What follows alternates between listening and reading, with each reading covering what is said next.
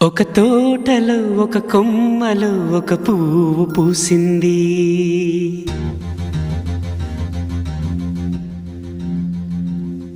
మహారాణిలా మహాలక్ష్మిలా ఆ పువ్వు నవ్వింది.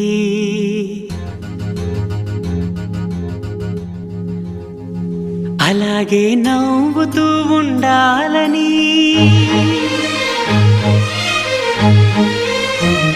అలాగే నవ్వుతూ ఉండాలని నింగి నేల వాగు వంక చెట్టు చేమ గువగూడు ఆశీర్వదించాయి.